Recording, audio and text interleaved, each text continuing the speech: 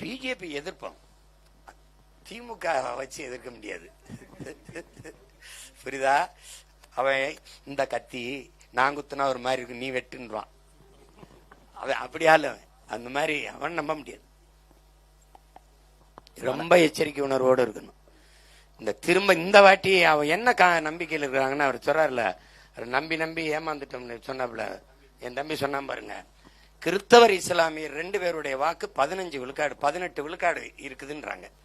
18 வச்சுக்கிறோமே, 3 விழுக்காடை தள்ளிடுவோம். எங்கேயோ போயிருது, அங்க எங்கேயுமே போயிடுவாங்கன்னு வச்சுக்கிறோம். சரியா 15 விழுக்காடு எடுத்துடலாம்ல. இந்த பிக்சட் டெபாசிட், நிலையான வைப்பு தொகைன்னு சொல்லுவாங்கல்ல தம்பி, அப்படி போட்டுறாங்க. அந்த நிலையான வைப்பு தொகையான உடனே இது நல்ல அடித்தளம் ஆயிருது. நீ செஞ்சாலும் ஜெயிலினாலும் என்ன நினைக்கிறான், அவனுக்கு நம்மளை விட்டா நாதி இல்ல, போட்டுத்தான் தீரணும். ஒரு தடவை இந்த 15 விழுக்காடும் போடாம போயிடுவான்னா என்ன வேணும் தான், நீங்க இல்லைன்னா நாங்கெல்லாம் ஏதுதான், நாங்க சிறுபான்மை, நீங்க தான் பெரும்பான்மைன்றா சொல்லிடுவான்லன்னா. அதனால அது என்ன ஆயிருதுன்னா 15 விழுக்காடு வந்துருதா. எத்தனை கட்சி கூட்டணி? ஒரு 10 இருக்குமா, 6 கூட வச்சுக்கிறோம், 5 6 வச்சுக்கிறோம். இது ஒரு 1/2 1/4 1 2 3/4 இப்படி வச்சு இது ஒரு 10 கிட்ட வந்துருதா. எவ்வளவு வருது இப்ப? 25. இந்த கட்சிக்கு எவ்வளவு சொந்த ஓட்டு தெரியுமா? 12 தான். உண்மையிலே 12 தான் தம்பி. இஸ்லாமியர்கள் தனி தம்பி, திமுக இஸ்லாமியர்கள் தனி. ஏடா தம்பி, அதுக்கு தனி ஜமாத் இருக்கு. என் தம்பி சிரிக்கிறான். உண்மையிலடா, சுத்தப்படுவீர்கள், மொழி இனமாக இணைந்து நின்றீர்கள் என்றால் வலிமை பெறுவீர்கள், பாதுகாப்பாக வாழ்வீர்கள். இதை விட ஒருத்தன் தத்துவம் தமிழ் சமூகத்துக்கு எவனும் சொல்ல முடியாது. இப்ப நாம செய்ய வேண்டியது, நான் மார்க்கத்தால் இஸ்லாம், மொழியால் இனத்தால் தமிழன் நான் அப்படின்னு உணர்வு பெற்றுட்டோம்னா நம்மளை எவனும் வீழ்த்த முடியாது. அந்த அச்சம்தான் நம்மளை பிரச்சனைக்கு உரியவனா ஆக்கிக்கிட்டே இருக்கு. நம்மளுக்கு நாமளே நம்ம என்ன பண்றோம், இதுதான் பாதுகாப்பா இருக்குமோ, இதுக்கு போட்டா பாதுகாப்பா இருக்குமோ, இதுக்கு போட்டா பாதுகாப்பா இருக்கும்னு நினைச்சுக்கிட்டு இருக்கோம். தடையற்ற மின்சாரம் குறைந்த கட்டணத்துக்கு நாம கொடுக்கறோம்னா எல்லாருக்கும் தான். நடக்க சரியான பாதைனா எல்லாருக்கும் தான். இந்த பாதையில கன்னடர் போக கூடாது, இந்த பள்ளியில தெலுங்கர் படிக்க கூடாது, அப்படிலாம் நம்ம சட்டம் போட முடியாது. உங்களுக்கு புரியுதுன்னு நினைக்கிறேன். அப்படிங்கும்போது நல்ல ஆட்சி என்பது இந்த மண்ணின் மக்கள் எல்லாருக்கும் தான் அந்த நல்ல ஆட்சி.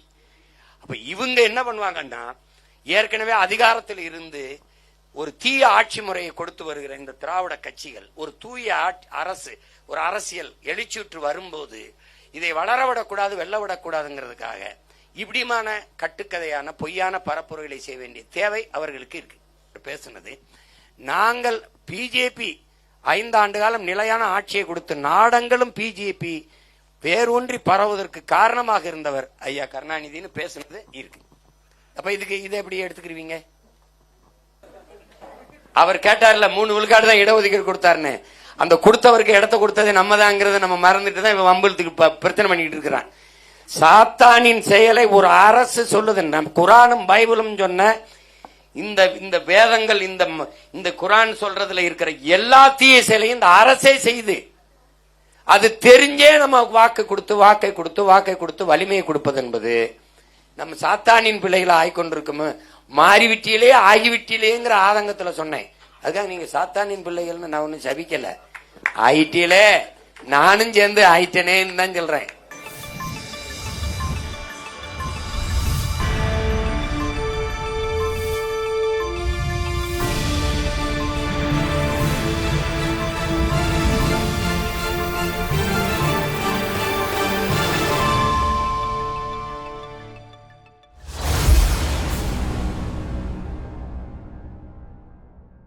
அஸ்ஸலாமு அலைக்கும் வரஹ்மத்துல்லாஹி வபரகாத்துஹு. ஐயா, நீங்க முதல்வரானா எங்களுடைய இஸ்லாமியர்களுடைய அந்த 3 விழுக்காடு இப்போது மாறுமா? ஏன்னா நான் கிட்டத்தட்ட 50 வருஷமா 40 வருஷமா அதே 3 விழுக்காடு தான் இருக்கிறோம். நீங்க முதல்வரானா அதை மாற்ற முடியுமா? இன்னொன்னு, நீங்க கேட்டு முடிங்க. இன்னொன்னு, இது வரைக்கும் இஸ்லாத்துக்காக எந்த கட்சியும் எங்களுக்கு ஹெல்ப் பண்ணல. நாங்களா தான் செஞ்சுக்கிறோம். எல்லாத்தையும் நாங்களா தான் செஞ்சுக்கிறோம். எந்த கட்சியும் எங்களுக்கு ஹெல்ப் பண்ணல, எந்த கட்சியும் எங்களுக்கு கை பிடிக்கல. சோ நீங்க முதல்வரானா இந்த 3 விழுக்காடுனாச்சும் மாறும். அட்லீஸ்ட் கிட்டத்தட்ட நான் 40 வருஷமா இந்த 3 விழுக்காடு தான் இருக்கிறோம். நீங்க உறுதி கொடுக்க முடியுமா உங்களால? இது பாருங்க, அவர் எப்படி கேட்குறேன். அதாவது நான் உங்களுக்கு சொல்றேங்க, இந்த இட ஒதுக்கீடு அப்படிங்கிறத நான் ஏற்கல. இட பங்கீடு பகிர்வு அப்படிங்கறத எங்களுடைய உரிய பங்கீடு அப்படிங்கறத நம்மளுடைய கோட்பாடு. இதுல ஒட்டுமொத்தமா இஸ்லாமிய குடிகளை நம்ம எண்ணிடுவோம். ஐயா கேளுங்க, சமூக நீதிங்கிறது நம்முடைய கோட்பாடு. நீங்க ஒரு நல்ல விளங்கணும். எடுத்து கொடுக்காதீர்கள், எண்ணி கொடுத்து விடுங்கள். அள்ளி கொடுக்காதீர்கள், அளந்து கொடுத்து விடுங்கள். எங்களுடைய வலிமை என்ன, எங்களுடைய எண்ணிக்கை என்ன? எங்கள் இஸ்லாமியர்களுக்கு 6 வருதா 6 கொடுங்க, 8 வருதா 8 கொடுத்துருங்க, 10 வருதா 10 கொடுத்துருங்க. உங்களுக்கு விளங்குதா? அந்த இதுதான் சரியான பகிர்வா இருக்கும், மன நிறைவா இருக்கும். எளிய உதாரணம், 10 பேர் குடியிருக்கிற வீட்டுக்கு 100 பேர் சாப்பாடை நீங்க அனுப்பாதீர்கள். 100 பேர் குடியிருக்கிற வீட்டுக்கு 10 பேர் சாப்பாடை அனுப்பாதீர்கள். இது நீதி இல்லாது அநீதியாக மாறிவிடுகிறது. அதனால எல்லா குடிகளின் எண்ணிக்கையும் எண்ணுங்க. எண்ணி அவரவர் எண்ணிக்கைக்கு ஏற்ப உரிய இட பகிர்வை கொடுத்துருங்க. அப்படி கொடுக்கும்போது நீங்க கேட்கிற இந்த 3 விழுக்காடு 3.5 3.5 தானே, அந்த 3.5 கொடுத்துட்டேன்னு தான் மொத்த வாக்கையும் வாங்கிட்டு போயிட்டாப்ல. உங்களுக்கு புரியுதா? உங்களுக்கு அந்த இதை உறுதியாக மாற்றுவோம். உரிய இடத்தை அது 6ஓ 7ஓ 8ஓ இஸ்லாமிய மக்களுக்கு கொடுப்போம். அது இஸ்லாமிய மக்களுக்குன்னு கொடுக்கறது இல்ல, என் இன சொந்தங்களுக்கு உரிய பகிர்வை நான் பெற்றுக் கொடுப்பது. அதற்காகவே உங்க மகன் அதிகாரத்துக்கு வரேன்னு நீங்க நினைச்சுக்கிறீங்க, அவ்வளவுதானே. அது எல்லாருக்குமானது தெரியும். அண்ணனுக்கு நாங்க பல முறை அதையே வலியுறுத்தி வரோம். அது உறுதியா நம்ம செய்வோம், நீங்க நம்பிக்கையோடு இருங்க. கடற்கரை கடற்கரை தான், எவனுக்கும் கல்லறை இல்லை, அது என்னுடைய கோட்பாடு.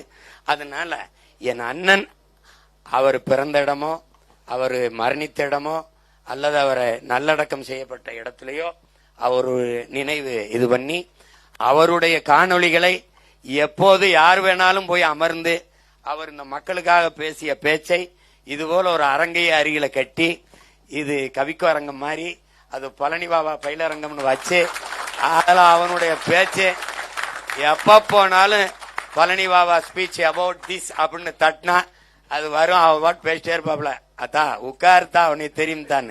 உலகத்துல அவனை மாதிரி ஒரு வீரன் இனிமே பிறக்க மாட்டான். நான்லாம் இந்த திமிரோட இருக்கேன்னா இது ரத்த உறவுல இருக்கேன் பாரு. அவன் எப்படி தராம பாருங்க. அளவற்ற அருளாளனும் நிகரற்ற அன்பாளனும் ஆகிய ஏக இறைவன் அல்லாவின் அருள் கூட எல்லோருக்கும் கிடைப்பதாக. இது தமிழ்ல. அவன் ஒருத்தர் எழுந்திரிச்சு அரபுல சொல்லுன்ட்டாப்ல, அரபுல சொல்லுன்னு. அப்ப அவரால் நின்று பேச மாட்டார், உட்கார்ந்து இருப்பாப்ல. உட்கார்த்தா எல்லாம் தெரிஞ்ச அல்லாவுக்கு என் தமிழ் தெரியாதான்ட்டாப்ல. அப்படி ஒருத்தனை நீங்க பார்க்கவே முடியாது. பலாயிரக்கணக்கான மேடையில பேசியிருக்கிறாரு. இஸ்லாமிய அடையாளங்களோடு தான் உட்கார்ந்து பேசுவாரு. இது போட்டிருப்பாரு, இந்த மாதிரி தான் பேசியிருப்பாரு. ஆனா ஒரு தடவை என்னரும் இஸ்லாமிய சொந்தங்களேன்னு பேசினது கிடையாது. நீங்க வேணா நான் எடுத்து வேணா போட்டுப்பாரு, என்னரும் தமிழ் மக்களேன்னு தான் பேசியிருக்காரு. அவ வார்த்தையை நீங்க எல்லாம் தெரிஞ்சுக்கணும். ஒண்ணுதான் அவரு அத என்ன சொல்றாருங்க, என்னரும் மக்களே நீங்கள் இங்க பாருங்க எப்படி சொல்றாருங்க, இன உணர்வு கொள்ளாதீர்கள், இன உணர்வு கொள்ளாதீர்கள், வெறி கொள்ளுங்கள். காரணம் சொல்றாரு பாருங்க, இன வெறி கொள்ளுங்கள், இல்லை என்றால் நீங்கள் ஆளப்படுவீர்கள், ஒருபோதும் ஆள மாட்டீர்கள். நீங்க சாதி மதங்களாக பிளந்து பிரிந்து நின்றீர்கள் என்றால் தனிமைப்படுத்தப்படுவீர்கள், அச்சுறுத்தப்படுவீர்கள். மொழி இனமாக இணைந்து நின்றீர்கள் என்றால் வலிமை பெறுவீர்கள், பாதுகாப்பாக வாழ்வீர்கள். இதை விட ஒருத்தன் தத்துவம் தமிழ் சமூகத்துக்கு எவனும் சொல்ல முடியாது. இப்ப நாம செய்ய வேண்டியது, நான் மார்க்கத்தால் இஸ்லாம், மொழியால் இனத்தால் தமிழன் நான் அப்படின்னு உணர்வு பெற்றுட்டோம்னா நம்மளை எவனும் வீழ்த்த முடியாது. அந்த அச்சம்தான் நம்மளை பிரச்சனைக்குரியவனா ஆக்கிக்கிட்டே இருக்கு. நம்மளுக்கு நாமளே நம்ம என்ன பண்றோம், இதுதான் பாதுகாப்பா இருக்குமோ, இதுக்கு போட்டா பாதுகாப்பா இருக்குமோ, இதுக்கு போட்டா பாதுகாப்பா இருக்கும்னு நினைச்சுக்கிட்டு இருக்கான். பிஜேபி எதிர்ப்போம், திமுக வச்சு எதிர்க்க முடியாது. புரியுதா? அவன் இந்த கத்தி நான் குத்துனா ஒரு மாதிரி இருக்கு, நீ வெட்டுன்றான். அவன் அப்படியா இல்ல, அந்த மாதிரி அவன் நம்ப முடியாது. ரொம்ப எச்சரிக்கை உணர்வோடு இருக்கணும். இந்த திரும்ப இந்த வாட்டி அவன் என்ன நம்பிக்கையில் இருக்கிறாங்கன்னா அவர் சொல்றாருல, நம்பி நம்பி ஏமாந்துட்டோம்னு சொன்னாப்புல. என் தம்பி சொன்னான் பாருங்க, கிறிஸ்தவர் இஸ்லாமியர் 2 பேருடைய வாக்கு 15 விழுக்காடு 18 விழுக்காடு இருக்குதுன்றாங்க. 18 வச்சுக்கிறோமே, 3 விழுக்காடை தள்ளிடுவோம், எங்கேயோ போயிருது, அங்க எங்கேயுமே போயிடுவாங்கன்னு வச்சுக்கிறோம். சரியா 15 விழுக்காடு எடுத்துடுறாங்க. இந்த பிக்சட் டெபாசிட், நிலையான வைப்பு தொகைன்னு சொல்லுவாங்கல்ல தம்பி, அப்படி போட்டுறாங்க. அந்த நிலையான வைப்பு தொகையான உடனே இது நல்ல அடித்தளமாயிருது. நீ செஞ்சாலும் ஜெயிலினாலும் என்ன நினைக்கிறான், அவனுக்கு நம்மளை விட்டா நாதி இல்ல, போட்டுத்தான் தீரணும். ஒரு தடவை இந்த 15 விழுக்காடும் போடாம போயிடுவான்னா என்ன வேணும் தான், நீங்க இல்லைன்னா நாங்கெல்லாம் ஏதுதான், நாங்க சிறுபான்மை, நீங்க தான் பெரும்பான்மைன்றா சொல்லிதான் இல்லைன்னா. அதனால அது என்ன ஆயிருதுன்னா 15 விழுக்காடு வந்துருதா. எத்தனை கட்சி கூட்டணி, ஒரு 10 இருக்குமா, 6 கூட வச்சுக்கணும், 5 6 வச்சுக்கணும். இது ஒரு 1/2 1/4 1 2 3/4 இப்படி வச்சு இது ஒரு 10 கிட்ட வந்துருதா. எவ்வளவு வருது இப்ப? 25. இந்த கட்சிக்கு எவ்வளவு சொந்த ஓட்டு தெரியுமா? 12 தான். உண்மையிலே 12 தான். அப்ப இந்த விழுக்காடு, இந்த இஸ்லாமியல் கிறிஸ்தவர் அடிப்படை, இந்த கூட்டணி கட்சிகள் இதுல ஒரு 10, அதுல 25 போயிருது, இது ஒரு 12, இதை சேர்த்தா ஓடியாந்துருது 42 கிட்ட வந்தோடனே ஆட்சிக்கு வந்துருது. நீ ஒரு தடவை மாத்தி போடு. இப்ப இந்த கூட்டமே பாருங்க, எதிர்கூட்டம் நடக்கும், பல பேரு பேசிட்டு இருப்பாங்க. தம்பி, இஸ்லாமியர்கள் தனி தம்பி, திமுக இஸ்லாமியர்கள் தனி. ஏடா தம்பி, அதுக்கு தனி ஜமாத் இருக்கு. என் தம்பி சிரிக்கிறான், உண்மையிலடா.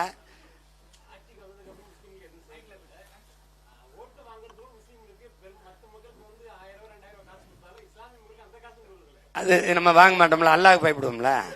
நீ இதுல வஞ்சிக்கிட்டீங்களா, இதுல கவனிச்சுக்கிட்டீங்கன்னா நம்ம 12 இடம் கொடுப்போம், நம்மளை மதிக்கிறது இல்லை, ஓட்டு போடுறது இல்லை. ஒரு இடம் கூட அவர் கொடுக்க மாட்டாப்ல. இப்ப 40 இடமா பாராளுமன்றம், ஒரே ஒரு சீட்டு மாமா நவாஸ்கனிக்கு. அது ஏன், அவர் யாரு, திமுக, அவரு கூட்டணி கட்சி ஒரு சீட்டு அவருக்கு கொடுத்து விட்டுட்டு மொத்த இஸ்லாமிய ஓட்டையும் வாங்கிக்கிறது.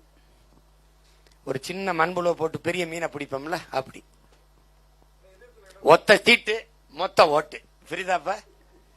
காரணம் நம்ம ஆளுங்க, நமக்கு என் தங்கச்சி இருக்குல்ல அனீஸ், இப்ப கூட அண்மையில திருமணம் இருந்துச்சு. இப்ப என் தங்கச்சிட்ட எங்க ஊர் காரைக்குடியில் ஜமாத்துல இந்த மாதிரிலாம் நீங்க இது பண்ணீங்கன்னா அப்புறம் உங்க வீட்டுல நல்லது கெட்டதுக்கு நாங்க வரமாட்டோம், திமுகவுக்கு தான் போடணும், இல்லைன்னா அண்ணா இப்படி மிரட்டினா எப்படி பண்றது அப்படின்னா, இது எப்படி நல்லது கெட்டதுக்கு வரமாட்டோம்னா எப்படி திருமணத்துக்கு வரமாட்டோம், அப்ப ஏதாவது இதுனா வரமாட்டோம்னா எப்படி.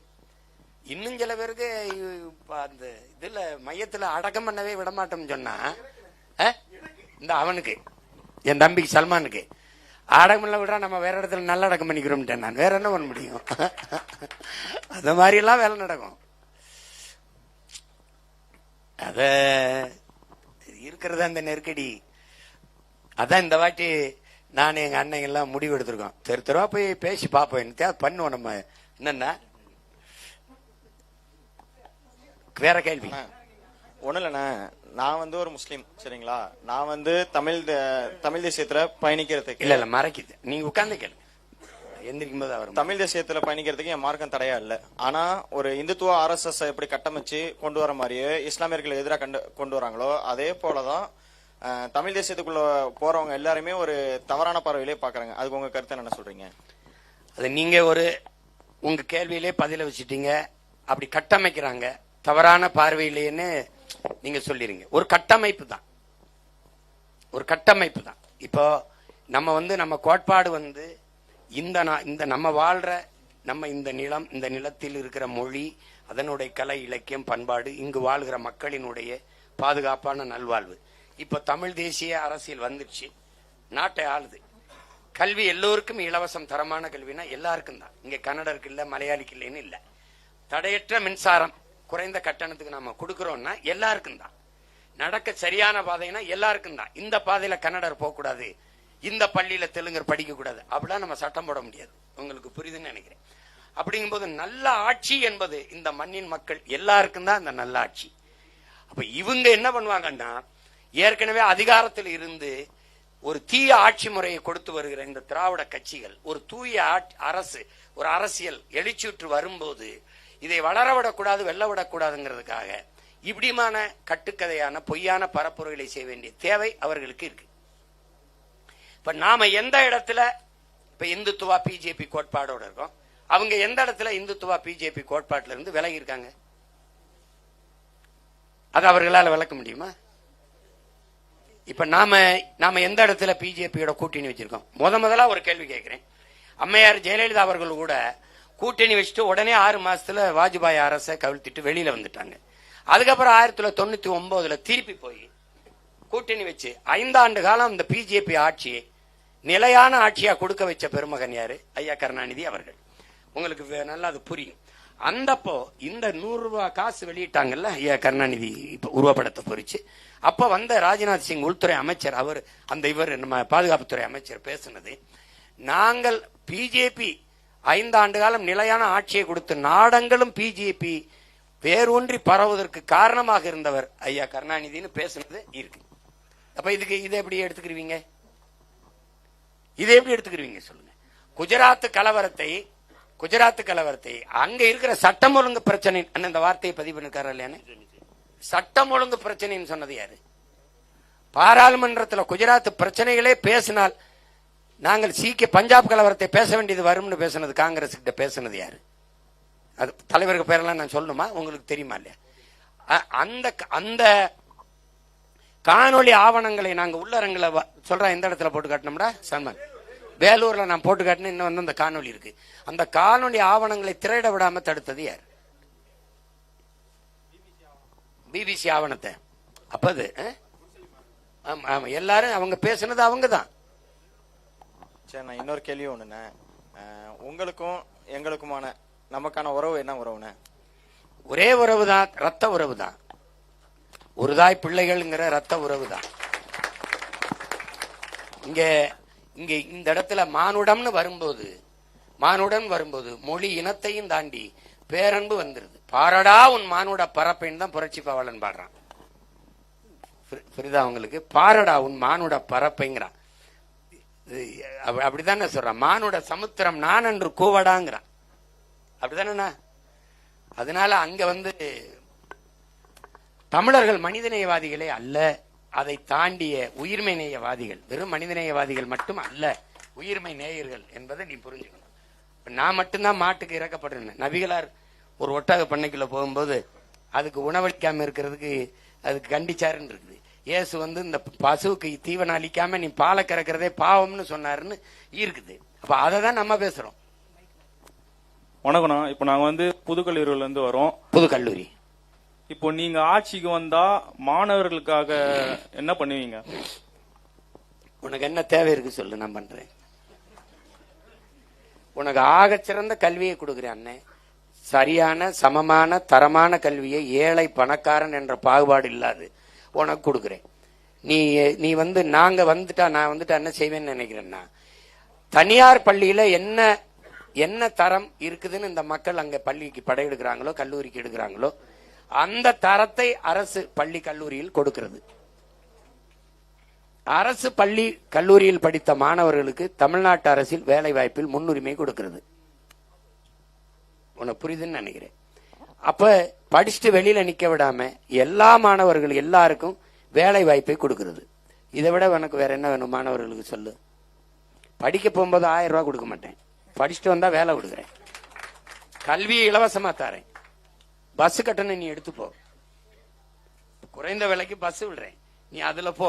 அங்க போய் கட்டணம் இல்லாத கல்வி தாரேன், படிச்சுட்டு வா, வேலை தாரேன். வேற எதுவும் வேணுமா? நன்றி அண்ணா. அண்ணா வணக்கண்ணே. அதே ஊரோட அதோ அந்த கேள்வியோட துணை கேள்வி தானே இது. என் பையன் நியூ காலேஜில் தான் படிக்கிறான். என்னால் கல்வி இன்னைக்கு கட்ட முடியல. ஹஜ்ஜுக்கு இது மானியம் தர்றாங்க, நான் வரவேற்கிறேன், சந்தோஷப்படுறேன். ஆனா இந்த கல்விக்கு எந்த ஒரு உதவியும் கிடையாதுன்னு. ஹஜ்ஜுக்கு மானியம் எல்லாம் இல்லைங்க, மத்திய அரசு கொடுத்துட்டு இருந்து நிப்பாட்டிட்டாங்க. நானும் அது என்னோட சும்மா ஒரு இதுதான்.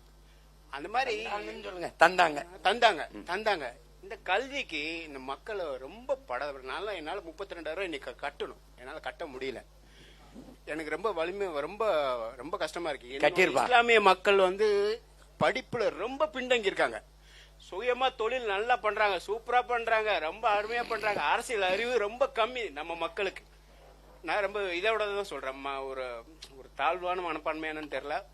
நான் என்னோட மக்கள் வந்து அண்ணன் சொன்ன மாதிரி பெரிய வீரங்க. அந்த வீரத்தை அதாவது நிறைய விஷயங்கள் இருக்கு, நான் நிறைய பேசணும். இன்னொரு விஷயம் என்னன்னா, அந்த அவன் சினிமாவில் நம்மளால வெளியேற்றுறான் கொஞ்சம் கொஞ்சமா, அப்புறம் அஜரத்மார்களை வெளியேற்றுறான்.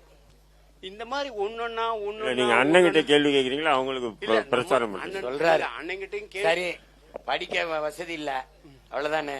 நம்ம கல்வியை, தரமான கல்வியை கொடுத்துருவோம். இப்ப பணத்தை கட்டிடுவோம் பையனுக்கு. தைரியமாரு கட்டுறா பிள்ளைக்கு. நன்றி. நான் அதுக்கு நன்றி. தைரியமாரு அதை மாத்துறதுக்கு தானே இவ்வளவு பாடுபடுறோம்.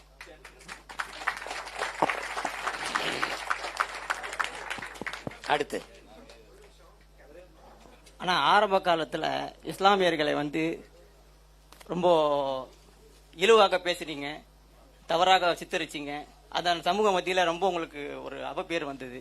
இப்போது நெருக்கம் காட்டுறீங்க இஸ்லாமியர் மத்தியில. இது 2026 தேர்தலுக்காக யோகா விதிக்கிறீங்களா? இல்ல, நான் எப்பவுமே தவறா பேசுறது சித்தரிச்சது இல்லையே. இது புது குற்றச்சாட்டா இருக்கு. இல்ல, சாத்தானின் பிள்ளைன்னு நம்மள சொன்னீங்க இல்லையா, அதுக்கு சாத்தானின் பிள்ளைன்னு ஆரம்பத்துல இல்ல, சாத்தானின் பிள்ளைகள்னு சொல்லல.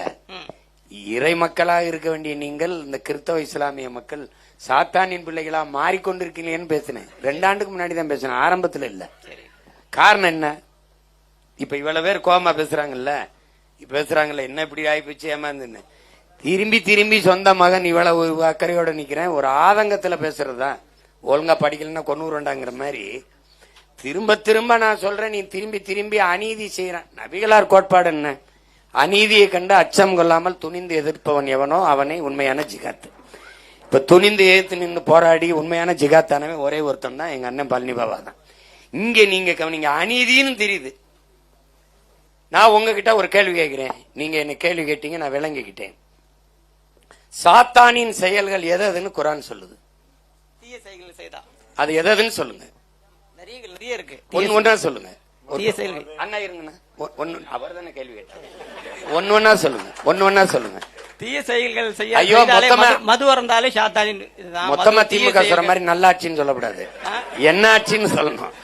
எதுன்னு சொல்லுங்க. நிறைய இருக்குண்ணே தீய செயல்கள், தீய வார்த்தைகள். நான் 100 சாதிச்சுட்டேன், 10 சொல்லு பண்றல. நிறைய இருக்கு, அதுல 1 சொல்லுங்க. ஒரு 10 சொல்லுங்க சாத்தானின் செயல். மது அருந்துதான் சாத்தானின் செயல் தான். அதுவும் மது அருந்துறது, விக்கிறது, லஞ்சம் பெறது, ஊழல் செய்யறது சாத்தானின் செயல் தான். அப்படி சொல்லிக்கிட்டே வாங்க. கற்பழிக்கிறது நிறைய இருக்கு. மலையை வெட்டி இயற்கையின் அருங்கொடை மலையை கொட்டி வளத்தை கொள்ளையடிக்கிறது, மண்ணள்ளி விற்கிறது, கொலை செய்யறது, கற்பழிக்கிறது, இதெல்லாம் என்ன யாருடைய செயல்னு சொல்லுங்க. சாத்தானின் செயல இந்த அரசு செய்தா இல்லையா?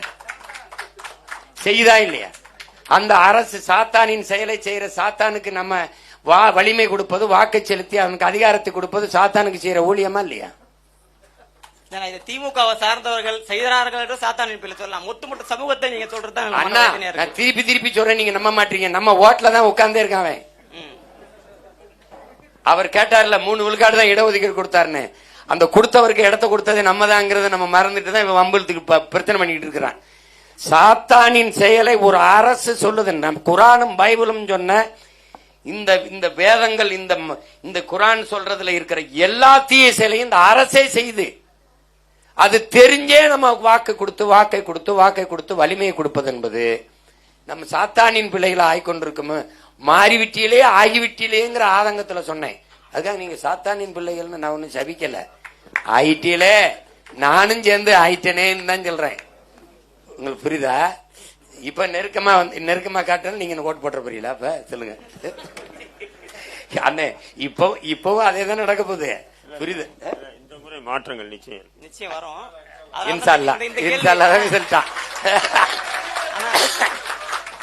நான் இன்சால்லான்னு சொல்ல வந்து நீ சொல்லிட்ட. அதனாலதான் இந்த கேள்வி நான் முன் வச்சேன். இன்னொரு ஆதங்கத்துல சொன்னதுதான். அது பேரன்பின் வெளிப்பாடு. அது பெருங்கோபத்துல என்ன நீங்க இப்படி பண்ணிட்டு இருக்கீங்க, எத்தனை தடவை இதே பண்ணுவீங்க? இந்த தவறைங்கிற ஆதங்கத்துல சொன்னதுதான். இப்படி ஆயிட்டீங்களேன்னு அந்த பேச்ச இன்னொரு தடவை வெட்டி போட்டு பாருங்களேன். இப்படி ஆகி விட்டீர்களே இஸ்லாமிய கிறிஸ்தவ மக்கள், நீங்க இப்படி ஆயிட்டீங்களேன்னு அப்படிதான் சொன்னேன். அந்த ஆதங்கத்துல அது அந்த உரிமை கூட எனக்கு இல்லையா என்ன? கோபமா நான் உரிமையா பேசுறதுக்கு? அப்ப அதுலதான் சொன்னேன். நீங்களே யோசிச்சு பாருங்க, உங்களாலே பட்டியலிட்ட எல்லாத்தையும் அரசு செய்யுது. இந்த பாருங்க, எல்லாத்தையும் தனியார் கொடுத்துட்டு ரோட்ல 10 நாள் அந்த பெண்கள் வயிற்றுல பட்டினியோட படுத்து கிடக்குதுங்க. இது பாவம் இல்லையா? சொல்லுங்க. இந்த பாவத்தை செய்யறவனுக்கு மறுபடியும் ஓட்டு போடலாமா? இந்த மாதிரி நிச்சயமா ஒரு கள்ளச்சாராயம் குடிச்சு செத்தவனுக்கு 10 லட்சம் ரூபாய் கொடுக்கறது உலகத்துல எந்த அரசாவது செய்யுமா? சொல்லுங்க. ஆட்சியாளர் உமர் என்ன சொல்றாரு? டேய், திருநானா ஒருத்தன் கைய வெட்டுறாங்கிறாரு. அவனே பசிக்காக திருநானா ஆட்சியாளன் கைய வெட்டுங்கிறாரு. அப்படி வெட்டினா இவன் எவனுக்காவது கை இருக்குமா? எல்லாம் மொட்டை கையோட தான் திரிவாங்க.